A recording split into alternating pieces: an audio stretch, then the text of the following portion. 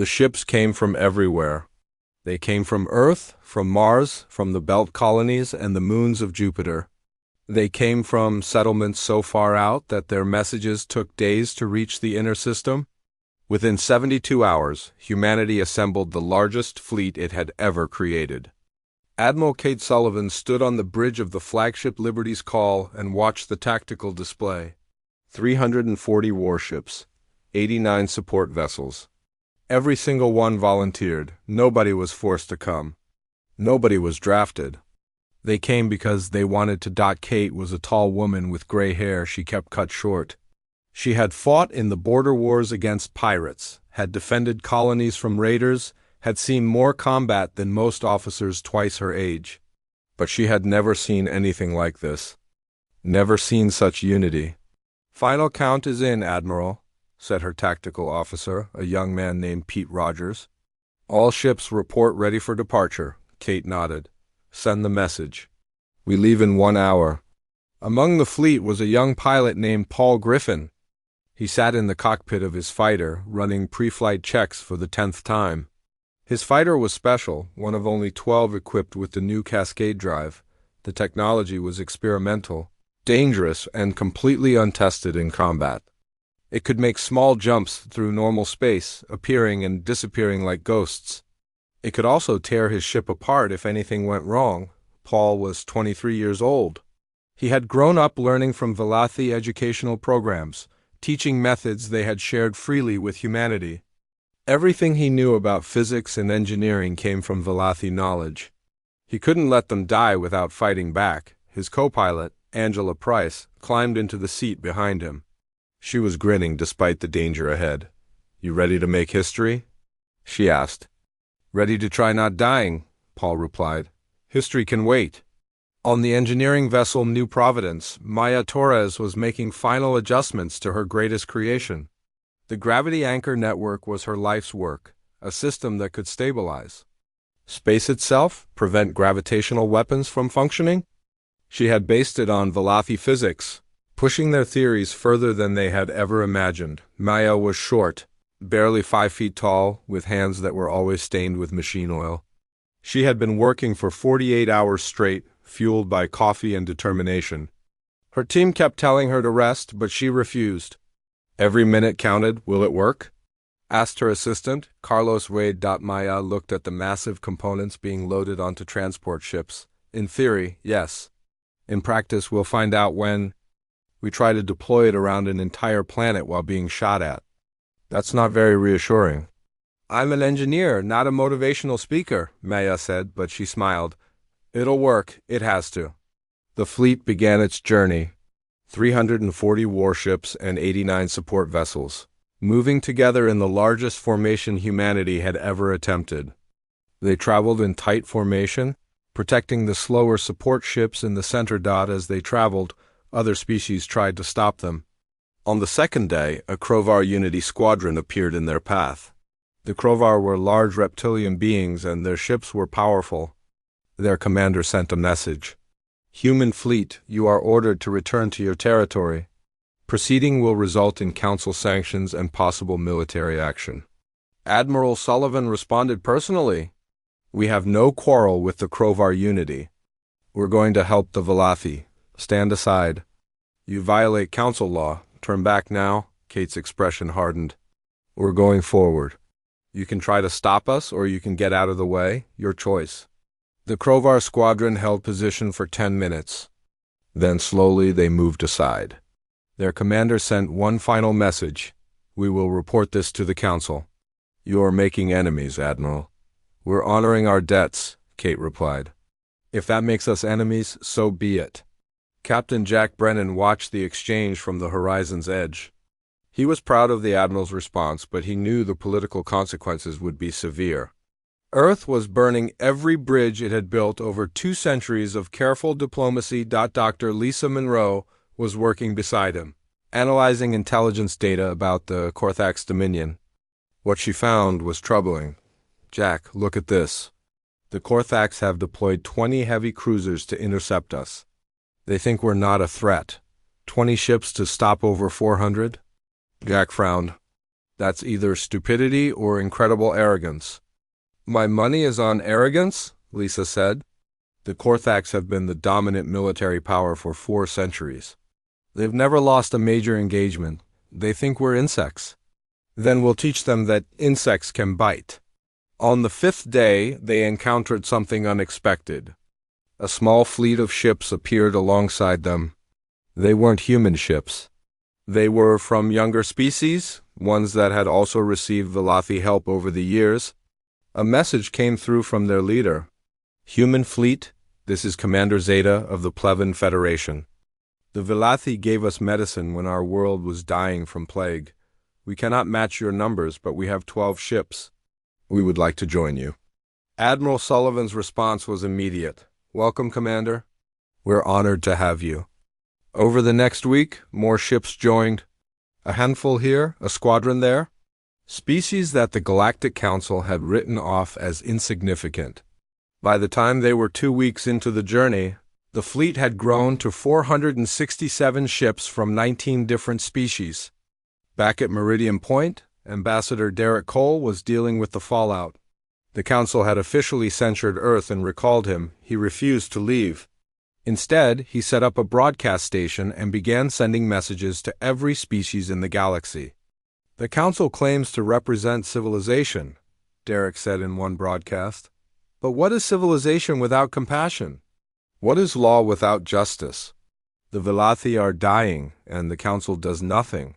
Humanity refuses to accept that. We remember who helped us when we were weak.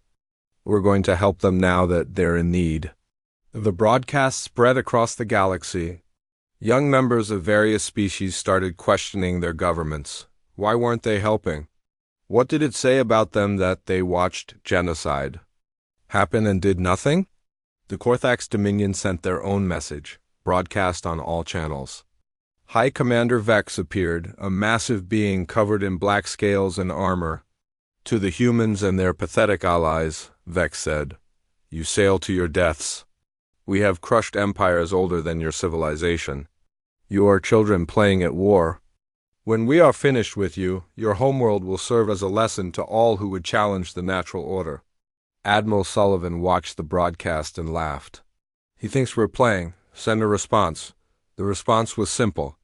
Kate stood on the bridge of the Liberty's call, surrounded by her crew, and spoke directly to the camera.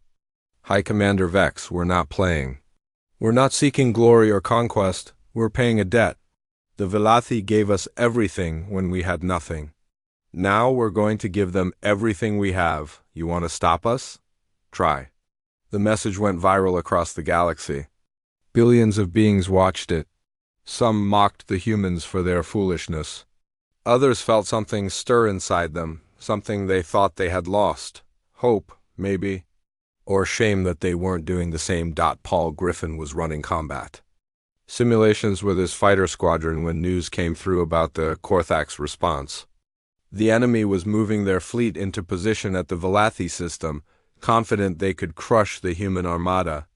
"They're underestimating us," Angela said from the co-pilot seat. "Good," Paul replied. "Let them. Maya says the Cascade Drive is ready for combat. We're going to hit them where they don't expect it."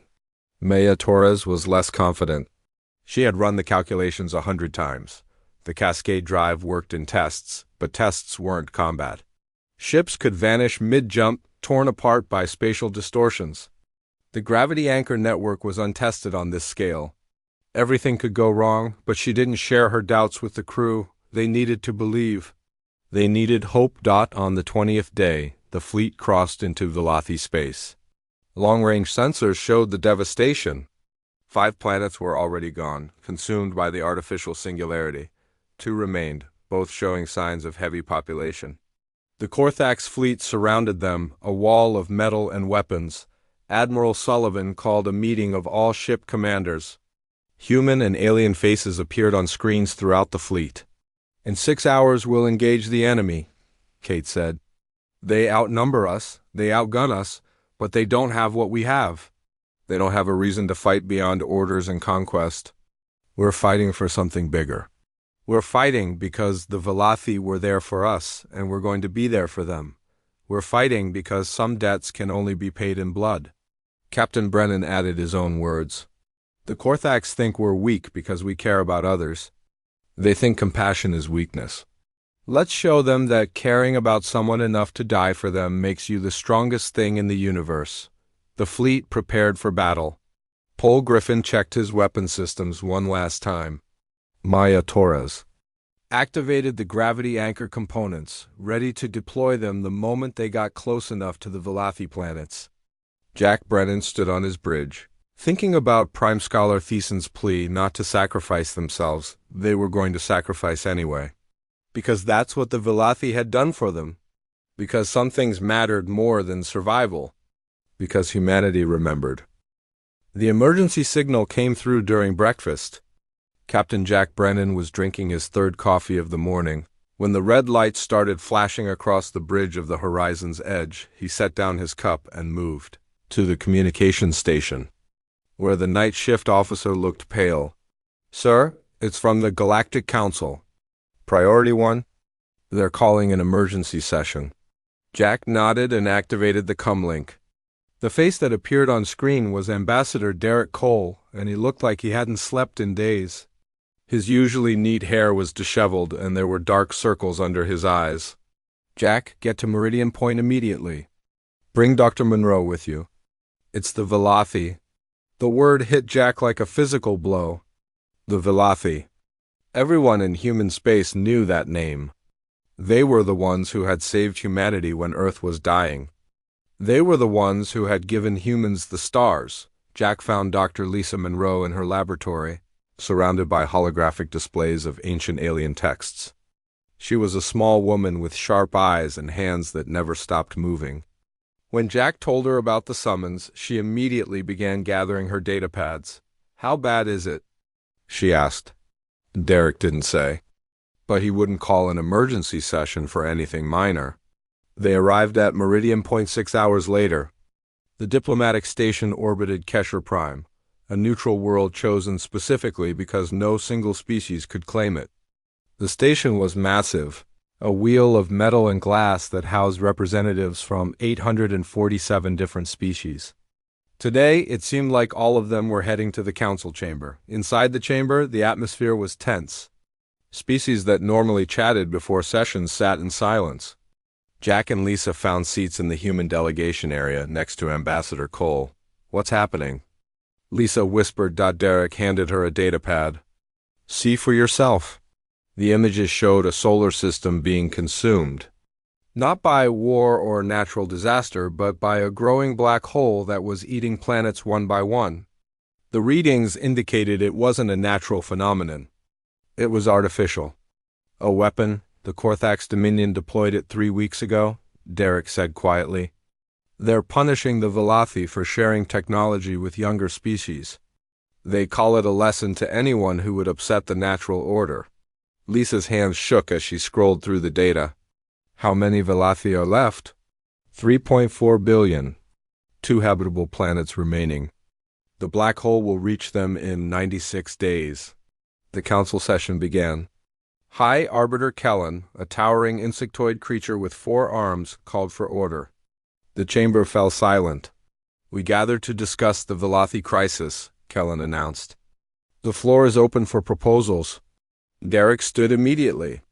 The Galactic Council must intervene. The Velathy are being exterminated for the crime of helping others. If we allow this, we set a precedent that compassion is punishable by death. Murmurs rippled through the chamber. A representative from the Skurin Collective, a species of aquatic beings, rose to respond. With respect to Earth's representative, the Council Charter prohibits interference in regional conflicts. The Korthax Dominion has claimed this as an internal security matter. Derek's face reddened. Internal security? They're committing genocide. The charter is clear, said a reptilian delegate from the Krovar Unity. We sympathize with the Velathy, but our hands are tied.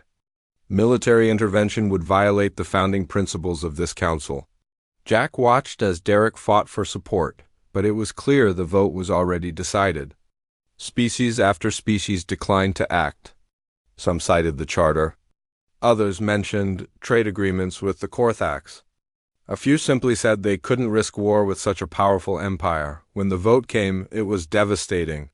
412 species voted against intervention. 309 abstained. Only 126 voted to help, and most of those were smaller species with no military to speak of. Derek slumped in his seat as the session ended. Lisa put a hand on his shoulder. "We tried," she said softly. "Trying isn't enough," Derek replied. "The Velothi saved us. When Earth was burning from solar radiation and our colonies were dying, they came. They didn't ask for payment. They didn't demand treaties. They just helped." Jack had heard the stories, of course. Everyone had. But Lisa was the expert on that period of history. She had spent years studying the old records from Earth's darkest days. "It was more than that," Lisa said. "I found the classified files last year. When the Velothi came to Earth in 2142, they were warned by other species not to interfere. They were told that humanity wasn't worth saving, that we were too violent, too divided. The Velothi came anyway. They lost thousands of their own people protecting our colonies while we rebuilt our infrastructure." She pulled up a holographic image from her datapad. It showed a Velothi ship, its hull scarred and burned, positioned between Earth and the Sun. This ship stayed in position for 6 months, taking radiation that would have killed everyone in the lunar colonies. The crew knew they would die. They did it anyway. And they did it for a species they had just met. Jack stared at the image. He had known the Velothi had helped, but seeing the evidence of their sacrifice was different. These beings had given everything for humanity, expecting nothing in return. "We have to do something," he said. Derek shook his head. "What can we do?" "The Council has spoken. If we act alone, we'll be sanctioned. Earth could be expelled from the Council entirely." Jack's communicator buzzed. He checked the message and his eyes widened. It was encrypted, military priority, directly from Earth's unified command. The message was short, just 7 words, but they changed everything. "The debt will be honored. Prepare immediately." He showed the message to Derek and Lisa. The ambassador's expression shifted from despair to something else. Hope, maybe? Or determination. "They're going to send the fleet," Derek breathed. "They're actually going to do it." Lisa was already calculating on her pad. "The Velothi system is 3 weeks away at maximum speed. If we mobilize now, we might reach them before the singularity consumes the last planets." "This is insane," Derek said, but he was smiling. "The Council will lose their minds. We'll be violating every protocol. Other species will threaten war." Jack stood and looked out at the Council chamber, where representatives were filing out, comfortable in their decision to do nothing. "Let them threaten," he said. "The Velothi didn't ask if it was convenient before they saved us. They didn't check with the Council or worry about protocols. They saw people who needed help, and they helped. That's what we're going to do." Within the hour, messages began flooding back to Earth. Jack contacted every ship captain in the human fleet. Lisa started pulling up every piece of data on the Velothi system, building tactical maps and defensive analyses. Derek, despite being officially censured by the Council, began sending private messages to the younger species who had voted to help by that evening. The first ships were already moving toward Earth from distant colonies. Mars Command diverted its entire defensive fleet. The asteroid mining colonies donated their industrial vessels. Even the generation ships traveling to distant stars turned around to contribute whatever they could. Humanity was going to war. Not for territory or resources or power. They were going to war to repay a debt that could never truly be repaid. They were going to war because sometimes doing the right thing mattered more than following the rules. As Jack prepared the Horizon's Edge for departure, he received a final transmission from Prime Scholar Thiessen, the last member of the Velothi High Council. The old alien's image flickered on the screen, his large amber eyes filled with sadness. "Please do not sacrifice yourselves for us," Thiessen said. "We are grateful that you remember, but you owe us nothing. Save your people. Save your future." Jack replied immediately. "With respect, Scholar, you're wrong. We owe you everything, and humanity always pays its debts. The Korthax fleet waited like a wall of death. 147 warships surrounded the last two Velothi worlds, blocking any escape. The artificial singularity generator sat at the edge of the system, a massive structure surrounded by defensive platforms. It was slowly pulling the system apart, one planet at a time. Admiral Kate Sullivan watched the tactical display on the bridge of the Liberty's call. The odds were bad. The Korthax had superior firepower, better armor, and 4 centuries of military dominance. Her fleet was a mix of warships, support vessels, and whatever the allied species had managed to bring. On paper, they should lose. "All ships report ready, Admiral," said Pete Rogers. Kate nodded. "Send the message to Prime Scholar Thiessen. Tell him help has arrived." On the surface of Velith Prime, Thiessen received the message in his council chamber. The old scholar's amber eyes filled with tears. Around him, the last remnants of Velothi leadership gathered. They had expected to die. They had made peace with extinction. Now humans were here, throwing themselves into an impossible battle. "Why do they do this?" asked Scholar Moran, a younger Velothi female. "We gave them technology 2 centuries ago. That debt is long paid." "Humans don't think of debts that way," Thiessen replied. "They remember. They honor. It's what makes them dangerous and beautiful at the same time." He sent a reply to the human fleet. "Please retreat while you can. We are grateful, but you will die here. Save yourselves." Kate read the message and smiled sadly. Send response. "Tell them we're not leaving." The battle began with a lie. Captain Jack Brennan's wing, consisting of 87 warships, charged directly at the Korthax center line. It looked like a frontal assault, exactly what the Korthax expected from an inferior force. Desperate to break through, High Commander Vex watched from his flagship. The Dominator's fist, positioned safely 3 light hours away. He laughed at the human tactics. They charged like animals. All ships prepared to annihilate them. The Korthax fleet adjusted formation, concentrating firepower on Brennan's approaching wing. That's when Admiral Sullivan's real plan unfolded. Paul Griffin's fighter squadron, equipped with the experimental Cascade drive, activated their systems. The drives made a sound like reality tearing. Space bent around the 12 fighters, and they vanished. They reappeared inside the Korthax defensive perimeter, right next to the singularity generator. "We're through," Angela shouted from her co-pilot seat. The jump worked. Not entirely. Pol could see debris on his sensors. 3 fighters hadn't made it. They had been torn apart by spatial distortions during the jump. But 9 fighters had survived, and 9 was enough. The automated defenses around the generator opened fire immediately. Laser batteries, missile platforms, and energy shields activated. The space around the fighters became a storm of destruction. "Evasive maneuvers," Pol commanded. His fingers flew across the controls, sending his fighter into a spiral pattern that no human pilot should have been able to fly. But Pol had learned from Velothi teaching programs. He had studied their techniques for spatial awareness and reaction. Time enhancement, 1 fighter exploded as a missile caught it. Another lost its wing to a laser strike and went spinning into the void. The remaining 7 pressed forward. Meanwhile, Captain Brennan's wing engaged the Korthax main fleet. The fighting was brutal. Human ships were smaller, less armored, and less powerful. But they fought with tactics the Korthax had never seen.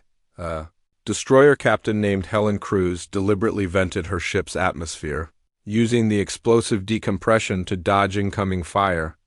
Another captain, Gary Hill, evacuated his crew via emergency teleportation pods, then rammed his ship directly into a Korthax cruiser at full speed.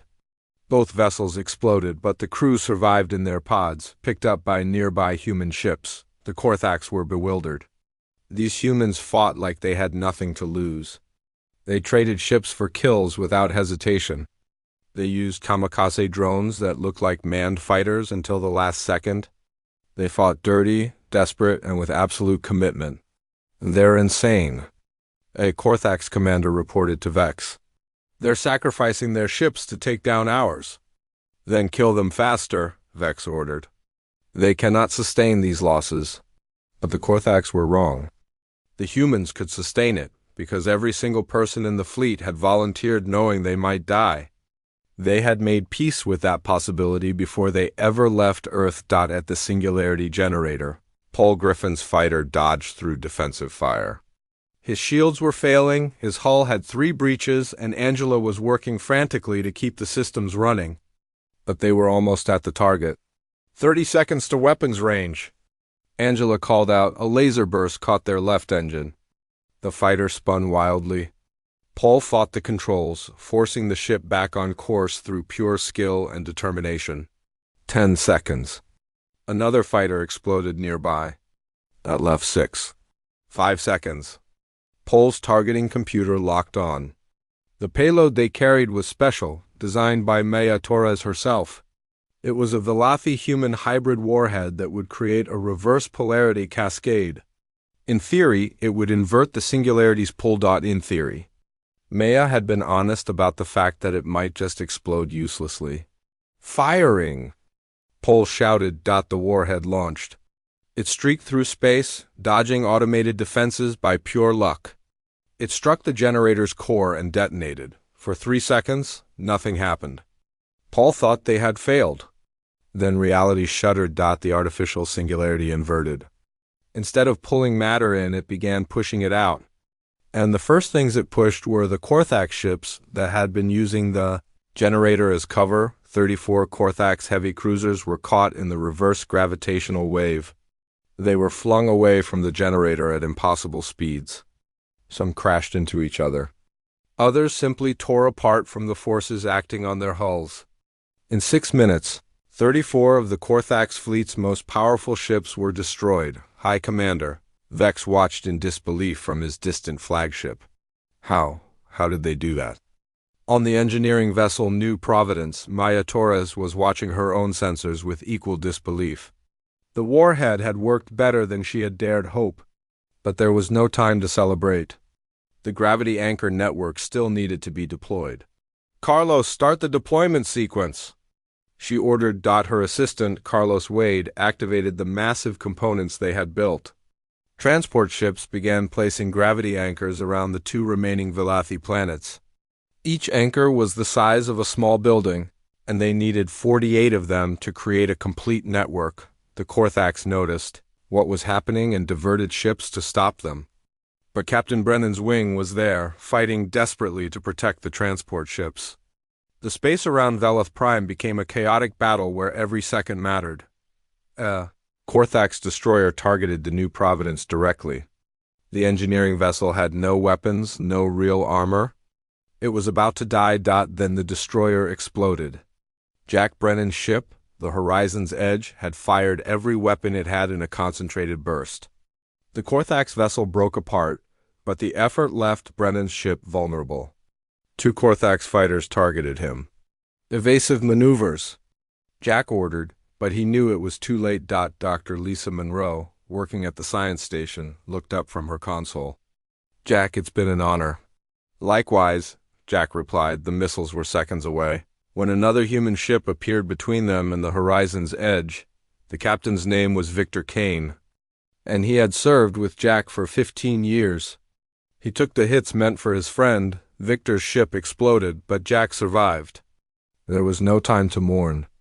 The battle raged on. Maya Torres completed the gravity anchor deployment. All 48 anchors were in position around both Velathy worlds. She activated the network. Space itself seemed to freeze around the planets.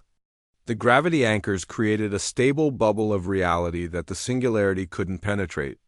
The Velathy worlds were safe, locked in a protective embrace of human Velathy technology, but the cost had been terrible. Of the 89 ships in Brennan's wing, only 37 remained combat-capable. The casualties were mounting. 14,000 humans were dead. 22,000 were wounded, yet they kept fighting. Admiral Sullivan saw the gravity network activate and knew it was time for the final push. She had held her main fleet back, letting Brennan's wing take the initial assault. Now she committed everything. All ships, full attack. Drive them from this system. The combined fleet, humans and their allies, charged into the Korthax lines. The fighting became desperate and close quarters. Ships grappled with each other. Boarding parties fought in corridors. Marines from a dozen species battled. Korthax soldiers in brutal hand-to-hand combat. High Commander Vex finally understood that he was losing. His fleet had been reduced from 147 ships to 73 combat-capable vessels. The humans and their pathetic allies had somehow survived and were still fighting. For the first time in 400 years, the Korthax Dominion gave an order they had never given before. All ships retreat. Retreat immediately. The Korthax fleet turned and fled. Admiral Sullivan wanted to pursue, to destroy them completely, but she held back. Her fleet was too damaged, too exhausted. They had won, and that was enough. As the Korthax disappeared into hyperspace, the human fleet limped into orbit around Velith Prime. The planet was still there. The galaxy watched in stunned silence. Humanity, a species barely 200 years into space travel, had defeated the Korthax Dominion. The news spread across every communication network, every news service, every diplomatic channel. The impossible had happened. Captain Jack Brennan stood in the Garden of Prime Scholar, Thiesen's residence on Velith Prime. The old scholar looked even more ancient up close. His amber eyes clouded with age and recent tears. Around them, Velathi citizens had gathered, wanting to see the humans who had saved them. "I don't know how to thank you," Thiesen said. His voice was soft, musical like wind chimes. "We expected to die. We had accepted it. Then you came." Jack felt uncomfortable with the praise. "You saved us first. When Earth was dying from solar radiation in 2142, your people came. You didn't ask for anything. You just helped. We're just returning the favor." "You lost so many?" Thiesen said. 14,000 of your people died for us. And thousands of your people died for us 2 centuries ago," Jack replied. "You positioned your ships between our colonies and the sun. Your crews knew they would die from radiation exposure. They did it anyway." Thiesen was quiet for a long moment. "You remembered. All this time you remembered, we'll always remember." Back at Meridian Point, Ambassador Derek Cole was dealing with political chaos. The Galactic Council had gone into emergency session the moment news of humanity's victory reached them. Species that had voted against intervention were now scrambling to explain their positions. Derek stood before the council chamber, officially censured but impossible to ignore. The council had demanded he explain humanity's actions. He was more than happy to comply. "You asked me to explain why humanity violated council protocol," Derek said. His voice carried through the chamber, broadcast to billions across the galaxy. "The answer is simple. The Velathi were dying and you did nothing. You hid behind charter rules and political calculations. You forgot what civilization actually means." High Arbiter Kellen, the insectoid leader of the council, clicked his mandibles in agitation. "The charter exists for good reason. We cannot intervene in every conflict." "This wasn't a conflict," Derek shot back. "This was genocide. And the Velathi weren't just any species. They've spent millennia sharing knowledge freely with younger races. They've elevated countless civilizations. They helped humanity when we had nothing to offer. And when they needed help, you abandoned them." A representative from the Skurin Collective rose. "You risk war with the Korthax Dominion. Your actions could destabilize the entire sector." Derek laughed, but there was no humor in it. "The Korthax ran. They fled from a fleet 1/3 their size because humanity fought with something they don't understand. We fought with gratitude. We fought with honor. We fought because some debts matter more than safety." The chamber erupted in argument. Some species supported Derek's words. Others demanded humanity be punished for their violation of council law. The debate raged for hours. Then something unexpected happened.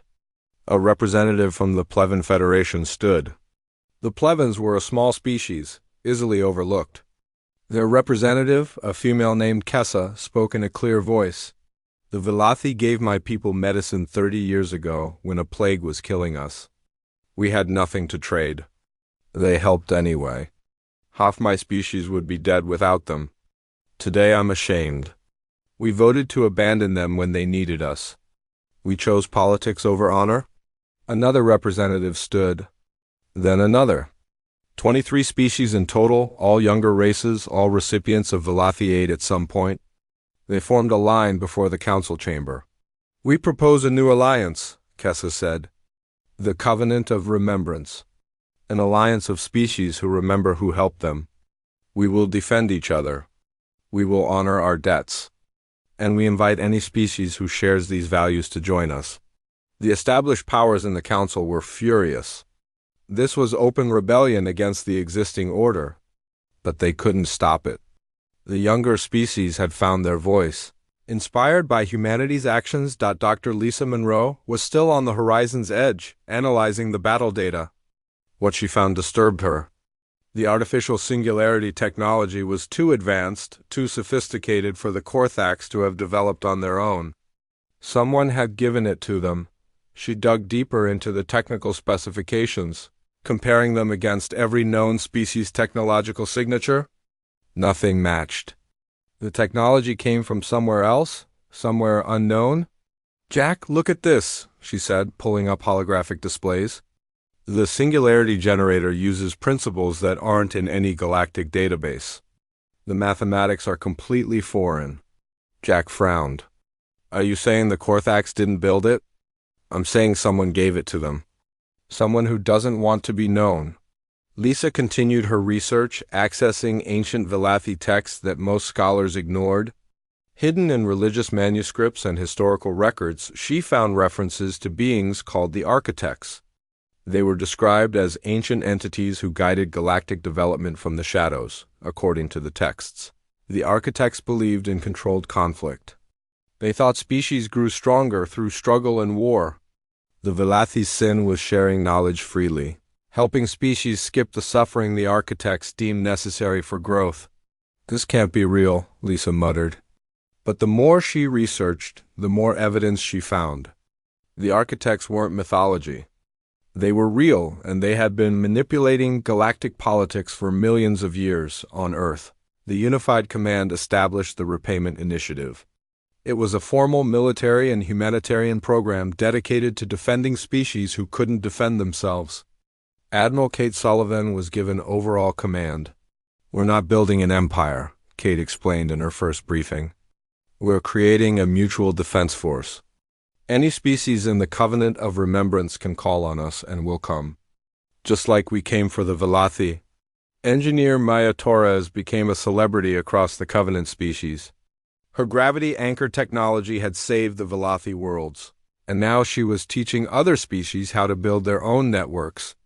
She refused to patent the design, instead creating an open-source database anyone could access. "Knowledge should be free," Maya said in an interview. "The Velothi taught us that. If we start hoarding our discoveries, we become like the species who abandoned them." Lieutenant Paul Griffin, one of the few surviving pilots from the Singularity Generator assault, became an instructor. He trained pilots from across the Covenant in human combat tactics. His classes were always full. "The Korthax underestimated us because we're young," Paul told his students. "They thought youth meant weakness. But youth also means we're not set in our ways. We can adapt. We can innovate. We can do things the old species say are impossible." But not everyone was celebrating. The Korthax Dominion was humiliated and furious. High Commander Vex had been executed for his failure, replaced by a new commander named Kravik. Kravik was smarter, more cautious, and absolutely committed to revenge. The Korthax began massing forces, not just against humanity, but against every species in the Covenant of Remembrance. Intelligence reports showed troop movements, fleet deployments, and diplomatic outreach to other militaristic empires. Admiral Sullivan read the reports and knew war was coming. A real war, not a single battle, but a prolonged conflict that could consume entire sectors of the galaxy. "They won't forget what we did to them," she said in a command meeting. "They'll come back stronger." Jack Brennan, newly promoted to Commodore, agreed. We need to prepare. The Covenant species are mostly younger races with limited military capacity. We need to train them, arm them, help them build defenses. And we need to figure out who the architects are, Lisa added. She had shared her research with the command staff. If they gave the Korthax the singularity weapon, what else might they give them? What if they're manipulating this entire situation? Derek Cole, who had officially resigned from his council position to join the Covenant, had his own concerns. The older species in the council are getting nervous. They see the Covenant as a threat to their power. We might end up fighting on two fronts, against both the Korthax and the established council powers. The meeting ended without clear answers, only more questions. But one thing was certain. Humanity had changed the balance of galactic politics. They had shown that compassion could be stronger than fear, that honor could defeat superior firepower, that remembering who helped you mattered more than political convenience. The consequences of that demonstration were still unfolding on Velith Prime. Prime Scholar Thiessen gathered the remnants of his species' leadership.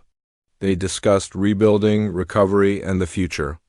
But Thiessen also addressed the larger question. The humans have altered everything, he said.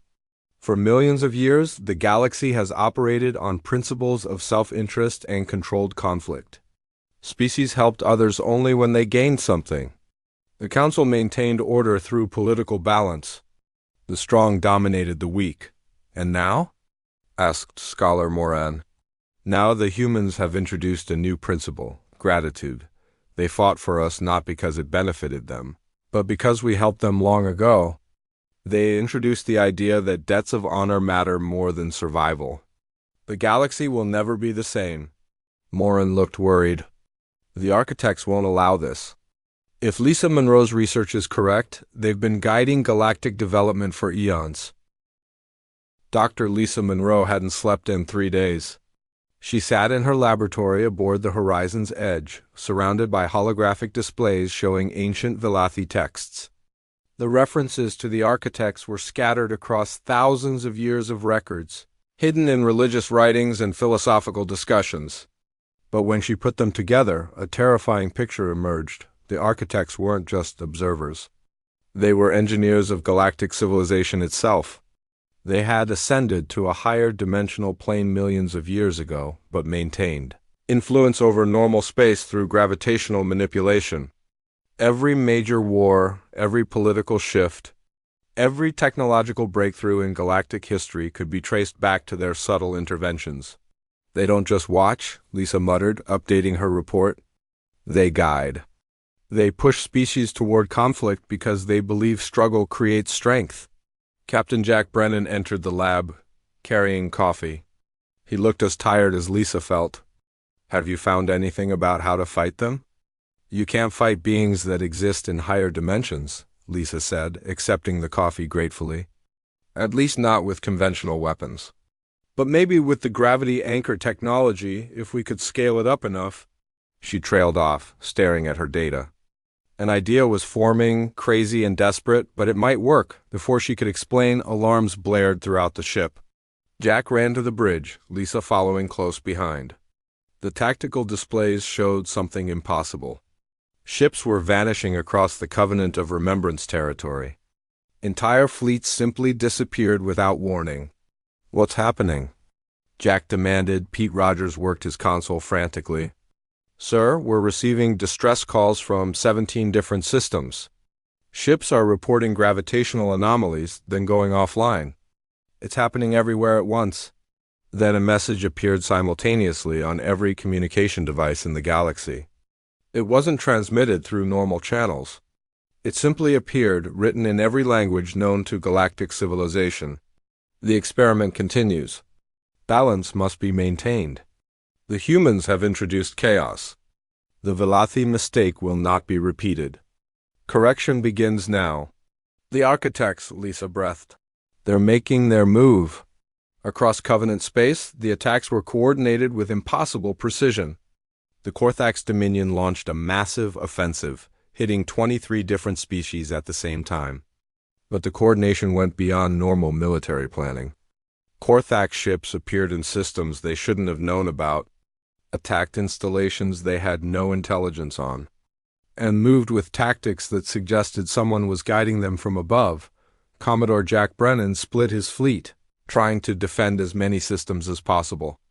But they were stretched too thin. For every system they protected, 2 more fell. The casualties mounted quickly. Admiral Kate Sullivan called an emergency meeting of all Covenant leadership. Representatives from 24 species gathered via holographic link, their expressions ranging from panic to despair. "We can't fight this," said Commander Kessa of the Plevin Federation. Her homeworld was under siege, her people dying. The Korthax are everywhere. It's like they know where we'll be before we get there. Because they do know, Lisa explained, sharing her research on the architects. The architects exist in higher dimensions. They can see time differently than we do. They're coordinating the Korthax offensive, guiding every move. Then how do we fight them? Demanded a Skuran representative. The Skurans had finally joined the Covenant, ashamed of their earlier neutrality. "We cut off their connection to our reality," Lisa said. She pulled up schematics for a massive version of the gravity anchor network. "If we can deploy this around the galaxy's central black hole, we can create a barrier that severs the architect's ability to interact with normal space." The room fell silent. Ambassador Derek Cole was the first to speak. "The galactic core is 3 months away at maximum speed. We'd have to fight through Korthax territory the entire way. And you're talking about deploying a network around Sagittarius, a star, one of the most powerful gravitational sources in the galaxy." "I know the risks," Lisa said. "But if we don't try, the architects will keep manipulating events. They'll keep pushing us toward conflict and suffering because they believe that's how species should evolve. We need to prove them wrong." Admiral Sullivan considered the plan. It was insane, possibly suicidal. But sitting still meant watching every Covenant species die slowly. "We'll need every ship we can muster," Kate said. "This fleet will be the largest in recorded history." "I'll coordinate with all Covenant species," Derek offered. "We'll contribute everything we have." Over the next week, ships gathered from across Covenant territory. Humans contributed 400 vessels. The Velathi, despite their recent near extinction, sent their entire remaining fleet of 62 ships. The Plevins brought 30. Every species gave what they could. The final count was staggering. 1,200 ships from 24 different species. It was the most diverse military force ever assembled in galactic history. Engineer Maya Torres worked around the clock designing the components for the core network. The gravity anchors needed to be 100 times larger than the ones used at Velith Prime. The energy requirements were astronomical. She solved problems that should have been impossible, driven by determination and copious amounts of coffee. "It'll work," she told Carlos Wade, though she wasn't entirely sure. "It has to work." Lieutenant Paul Griffin led the fighter squadrons. His Cascade Drive fighters would be crucial for deploying the network components in the chaotic space around the galactic core. He ran simulation after simulation, preparing his pilots for flying in the most dangerous environment imaginable. 3 months to the core," Paul said to Angela during a planning session. "If we make it that far." "We'll make it," Angela replied with confidence she didn't quite feel. "We always do." The fleet departed. Almost immediately, they faced opposition. The Korthax, guided by the architects, knew where they were going and threw everything in their path. The running battle lasted for weeks. Ships were lost. Good people died. Jack Brennan's vessel took heavy damage when saboteurs, influenced by the architect's mental manipulation, triggered reactor overloads. Jack survived, but was severely injured. His right leg shattered and several ribs broken. Paul Griffin temporarily took command of the diplomatic wing while Jack recovered in medical. It was a heavy burden for the young pilot, but he handled it with skill that surprised even Admiral Sullivan. "Your generation is ready," Kate told him during a strategy meeting. "You grew up with Velathi knowledge, learned to think beyond human limitations. You're what we're fighting for." Back at Velith Prime Scholar Thiessen worked with Dr. Monroe via long-range communication. Together they studied the architect's nature, trying to understand what they truly were. They're not evil, Thiessen explained. They genuinely believe suffering creates strength. They've watched 1,000,000 species ascend through conflict. To them, compassion is stagnation. Then we need to prove them wrong, Lisa said. We need to show that species can elevate through cooperation, not just conflict. That's what scares them, Thiessen replied. If you're right, their entire philosophy, everything they've built over millions of years, is wrong. They won't accept that easily. The fleet reached the halfway point to the galactic core. The casualties were brutal. 300 ships lost, tens of thousands dead. But they kept going. Every species in the fleet had a reason to fight. The Velathi remembered humanity's sacrifice. Humanity remembered the Velathi's original help. The Plevins remembered who had saved them from plague. Each species carried debts of gratitude that drove them forward. The architects attempted direct communication, manifesting as gravitational distortions that their equipment could translate into language. You do not understand.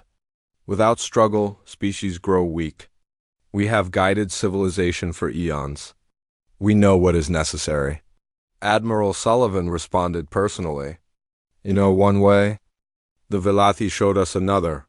They shared knowledge freely and elevated countless species. Humanity learned from them. We're not weak because we help each other. We're stronger. Then why do you die? Why do your ships burn? Your compassion has not saved you from suffering. Because we're fighting for something bigger than ourselves, Kate replied. We're fighting to prove that gratitude, honor, and remembering who helped you matters more than your imposed order. We're fighting so every species can choose cooperation over enforced conflict. The dialogue continued for hours, broadcast across the galaxy. Billions listened as humanity debated philosophy with beings millions of years old. Some species found the humans' arguments compelling. Others thought them naive. But everyone was listening. The fleet finally reached the galactic core. The space around Sagittarius A star was chaos. Radiation levels were lethal. Gravitational waves tore at ship hulls. The Korthax fleet waited, positioned to defend the architect's access point to normal reality. The final battle began. It made the fight at Velith Prime look like a skirmish. Ships from 24 species fought against the Korthax and against reality itself. The architects manifested physically, appearing as distortions in space that aged ships centuries and seconds, reversed cause and effect, and made crew members experience each other's memories. Maya Torres, working from